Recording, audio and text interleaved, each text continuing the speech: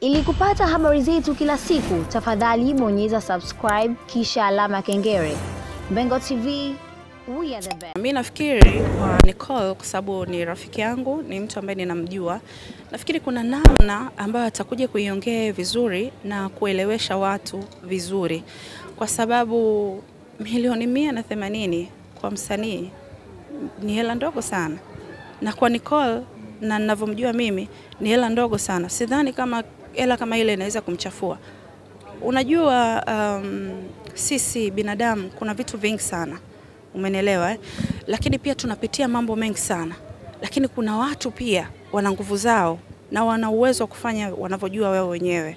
Kwa hiyo kwa hilo siwezi kuliongelea na siwezi kulizungumzia, lakini ninaweza kusema kwamba sidhani kama ni hela ambayo inaweza ikamshinda Nicole. Umenielewa Kwa sababu kama yeye ni mpambanaji, nadhani mnamuona anapopambana kila siku, anavyopiga domo kila siku, anavyotangaza matangazo ambayo mengine hata hayafai. Kwa hiyo ni mtafutaji na ni mpambanaji, na sijawahi kusikia skendo ya yeye kuwa mwizi, kwa sababu kuchukua hela za watu ni wizi. Kwa hiyo sijawahi kusikia hiyo skendo anayo. Kwa nafikiri hilo nitamwachia yeye mwenyewe, na niwaambie tu watu wengine matatizo yanampata kila mtu, na wasipende kuongea kitu ambacho hakijatoka kwa muhusika, kwa sababu hii ni mitandao. Social media inaweza ikakujenga au ikakubomoa. Kwa hiyo mara nyingi unapofanya kitu kwa mtu, kwa mwenzio, angalia na wewe pia ukifanyiwa au ikifanyiwa kizazi chako itakuwaje. Kwa hiyo nafikiri hicho kitu tumwachie yeye, lakini kwa mimi na kwa imani yangu na ninavyomjua sio mtu wa kuzalilika kwa milioni 180. Wolper, niongeze kitu hapo. Kuna baadhi ya watu walikuwa wanasema Wolper ni rafiki yake, lakini hakuzungumza kitu chochote tangu sakata zima la Nicole kukamatwa na ile skendo ya kusemekana kuwa amewadhulumu watu milioni 183, lakini pia bado likaja swala la yeye kupatiwa dhamana ya mali yoyote ambayo haihamishiki na shilingi milioni 43 kama 48 kama sikosei vizuri. Watu wakawa nasema kwa jinsi tunavyomfahamu Wolper na rafiki yake anapitia hali ya changamoto kama hii, basi kuna urahisi ama unafasi fulani ukafanyika Wolper kafanya kitu. Wengine wakasema, wakaenda mbali zaidi, wakasema kuna wasanii wengi, kwa nini wasitumie nafasi hii kumchangia Nicole ili kupata dhamana, apate kutoka kule ndani ili aje nje kulipia chochote kitu cha watu. Tuanzie hapa kwanza. Wewe uliafikiana na swala zima la watu kuchanga? Hapana. Changu kimoja tu na kumza. Maneno kimoja tu kiko Kigamboni hapo, ningemdhamini, lakini hajahitaji mchango, na ni mtu ambaye nilikuwa naongea naye from day one mpaka mwisho. Yaani najua kila kitu na ameniambia kila kitu, na ndio maana nasema kwamba atakuja kuzungumza yeye. Ukweli utatoka kwenye kinywa chake yeye. Simaanishi waliozungumza ni waongo, hapana. Ila ukweli atauongea yeye mwenyewe. Ila tu niseme kwamba usipende kumnenea mwenzio. Yaani milioni 180 sio ya kumchafua mtu kwa kweli. Umeelewa? Kwa hiyo yeye mwenyewe atakuja kuzungumza na kusema na kujua kweli. Kikubwa kusema kwamba Wolper ameshindwa kumchangia, sio kweli. Zadani kabisa zinasemekana kuwa hati ya nyumba ambayo imewekwa polisi kwa ajili ya dhamana ya Nicole ni nyumba yako ambayo unaishi. Ni kweli hilo? Mimi nyumba yangu sio thamani ya milioni 100 tafadhali. Hata ya wafanyakazi wangu haina thamani ya milioni 100. Ni zaidi hapo. Na pia hajasema yeye Nicole. Ni kweli wewe ndio ambao umemwekea dhamana? Hapana. Hakisema yeye Nicole, msikilize. Na sina nyumba ya thamani ya milioni 100. Kwamba haujahusika kwenye dhamana ya Nicole. Yaani akisema yeye Nicole mwenyewe ndio mumsikilize. Na mimi sio msemaji wa Nicole, mimi ni rafiki wa Nicole, na ukweli ninaojua mimi wote ninauona kwenye Instagram, hakuna hata kimoja. Kwa hiyo ndio maana nashangaa na nasema kwamba ukweli atausema yeye. Siku hizi bwana kuna mambo ya sheria. Naweza nikazungumza hapa hata kama ni rafiki yake akaniweka ndani. Na mimi siko tayari kwenda ndani jamani, na watoto wangu wadogo wale wawili. Kwa hiyo siko tayari kuwekwa ndani. Ila hongera Wolpa, wasanii wengi hawaji front kusema, lakini unahusika pati kubwa sana kuwasaidia. Yaani wasanii utasikia Wolpa alihusika. Dada fulani mwenye huruma zako. Yaani unasema Wolpa amehusika, Wolpa amehusika. Lakini sio wewe kuja front kuzungumza. Yaani wewe front hujagi, na hiyo huja baadaye, yani kwamba mtu utakuja utamuuliza kitu fulani baadaye atakuja kusema sio wakati ambao yeye amepitia tatizo na wewe umeweka mkono wako. Nikwambie kitu, mimi nafuturisha kuanzia siku ya kwanza mpaka leo. Watu 250. Natoa umeme kwenye misikiti 20. Ushakuniona nimepost? Kwa hiyo anayeongea sana, yes, kwa hiyo anayeongea sana, mwache ongee. Umeelewa? Anayetaka kusaidia hazungumzi maidia. Anasaidia kimya, anakaa kimya. Kwa hiyo ni hivyo tu. Mimi sijahusika na yeye mwenyewe atakuja kutoka atasema nani kahusika na yeye ataongea kila kitu ukweli kuhusiana na kesi yake. Wasanii wengi huwa wanajisahau wakishakuwa kwenye nafasi ya kuwa star. Kuna vitu ambavyo wanahisi wakifanya labda watashusha brandi. Kwa nafikiri Diamond kama kioo cha jamii, msanii mkubwa, nafikiri amefanya sana na ninampongeza sana kwa sababu atakuwa ameonyesha mfano kwa wale watu ambao wanaona kwamba labda kuuza sabuni ni kushusha brandi.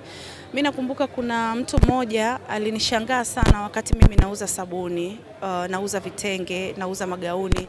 Kwa hiyo akasema kwamba yani huyo superstar kubwa alitakiwa awe na mall, awe na vitu vikubwa, brandi kubwa, lakini nataka nikwambie kitu kimoja, alichokifanya Diamond ni kitu kikubwa sana sana sana sana.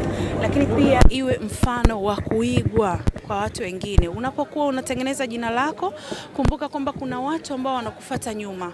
Kwa hiyo kama kuna watu ambao wanakufuata nyuma, basi make sure tengeneza kitu, jiongeze kwa kutengeneza kitu ambacho wataendelea kukusapoti hata kama ukishakuwa umeshuka kimuziki au whatever. Kwa hiyo mimi nimpongeze. Wewe ni mmoja kati ya wanawake wenye experience sana kwenye biashara, na hususan biashara ya sabuni umefanya kwa muda mrefu, na tumeona ukubwa wako kwa jinsi ambavyo unaendelea kuperform vizuri kwenye biashara yako. Yes. Unadhani Diamond apate njia gani ili kufikia malengo na faida kwenye biashara yake? Kwa sababu tumeona baadhi ya biashara ambazo alikuwa amezianzisha kama karanga na perfume zilikwenda kudedi, yani kwa maana ya kufa.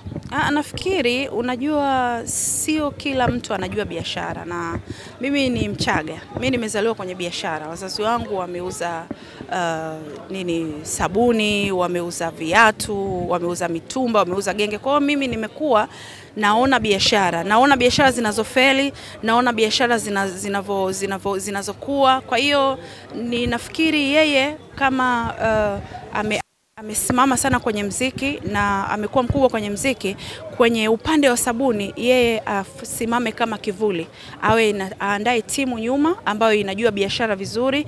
Strategy ya biashara hizi huwa zinalenga watu wa bei ya chini sana, yani aweke reasonable price ambayo kila Mtanzania anaweza kuafford, na wateja wetu sisi ni wateja wa chini. Kwa hiyo atafute ni jinsi gani ya kuweza kushusha bei, yani bei iwe, sijajua bei yake, lakini bei iwe ya chini ili kila mmoja aweze kununua, lakini pia kuzingatia ubora na vitu kama hivyo. Kwa hiyo nafikiri aandae tu timu ambayo inaweza biashara, ili biashara isifeli ni lazima uwe na timu kama wewe sio mfanya biashara kwenye upande wa bidhaa.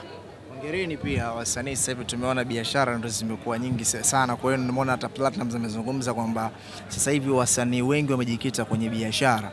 Pengine kupitia sanaa na biashara kuna mlingano gani katikati?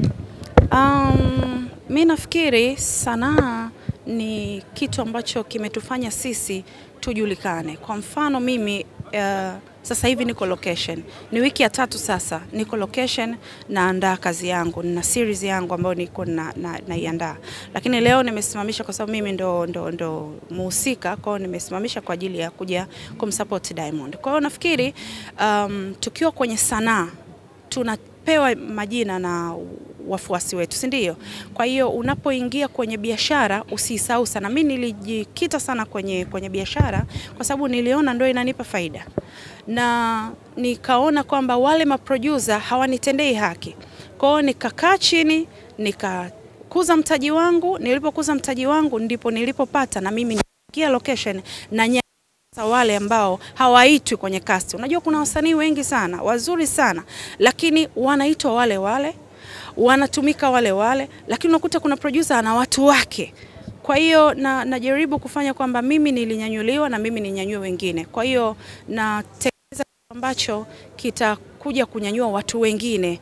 Kwa hiyo kupitia sanaa yetu inatusaidia sana kwenye biashara. Yaani sanaa inatusaidia kwenye biashara kwa sababu kuna mtu anakuja hata bidhaa yako inaweza kawa labda ni kuja kusupport kwa kupenda kwenye fulani, ashakupenda kwenye muziki fulani, kupenda sanaa zetu, majina yetu yanatusaidia sana kwenye biashara, lakini pia ukiwa msanii, ukiwa star, make sure biashara yako inakuwa bora ili iendelee kuuza vizuri, isiuze kulingana na jina lako. Yaani uza ile bidhaa kwa ajili ni nzuri. Kwa hiyo nafikiri hivi, lakini pia nilichokipenda ni waziri wa viwanda kaongea kitu kikubwa sana pale. Unajua ukishakuwa msanii kuna namna unaweza ukaenda kwa wenzetu au kupata vibali, alafu kuna namna watakuona kwa jicho lingine. Kwa hiyo kuna sentence kaongea akasema, nyie ni wasanii, vyoo vya jamii, mnazeeka, career yenu inaisha. Kwa hiyo ukiamua, tukiwaona mnawekeza kama hivi Diamond alivyofanya, tunafurahia, na kama kuna chochote kile ambacho mnahisi kwamba mnahitaji, TBS wapi mje kutuona. Kwa hiyo hicho kitu niseme tu kwamba kwa leo nilivyokuja hivi nimeondoka na baraka hiyo. Mimi na jambo langu nitaenda kumuona waziri. Kwa hiyo nimefurahia, ni kitu ambacho nilikuwa nazodoa. Mimi siwezi kukaa nikaanza kuongea umbea sasa hivi. Nachukua vile vitu ambavyo vinanifaa, napongeza, nashukuru hivyo. Lakini kingine tulikuwa tunaongea tu umbea, ni mtu akipita kidogo mimi na Masha mbea. Mtagusia swala ambalo linaendelea kuhusiana na Rushaynah na Hamisa Mobeto na ndoa yake, jinsi ambavyo message zilikuwa zimevuja kwenye mitandao. Labda kama mligusia na hamjagusia, labda comment yako ni lipi katika sakata ambayo inaendelea kwenye mitandao? Okay, actually hatujazungumza na siwezi kuzungumza kitu kama hicho. Lakini nilivyomuona tu Rushaynah na ni picha ya Aunty Ezekiel ikaja ndindi, nikasema mimi na Aunty tukifumwa DM zetu tumeisha. Kuna maana gani? Tunapiga umbea sana mimi na Aunty Ezekiel. Kwa hiyo nilivyomuona Rushaynah nikakumbuka kwamba natakiwa kufuta DM. Kwa hiyo ndio kitu ambacho ndo sign ya kwanza, kwa sababu bwana, mtu kurudishwa ni kitu kibaya sana. Kwa hiyo wambea wenzangu wasio sana. Kwa hiyo nataka kuniambia baadhi ya wasanii mlio wengi ni wambea? Hapana, ni mimi na Aunty tu. Kwa ufupi nyinyi ni wasiri wewe na Aunty Ezekiel katika mambo ya wasanii? Hapana, umuongelea umbea. Na nikakwambia mimi ninazodoa naye ni Aunty Ezekiel. Sawa. Kwa sababu hatujawahi kurudishana. Sawa.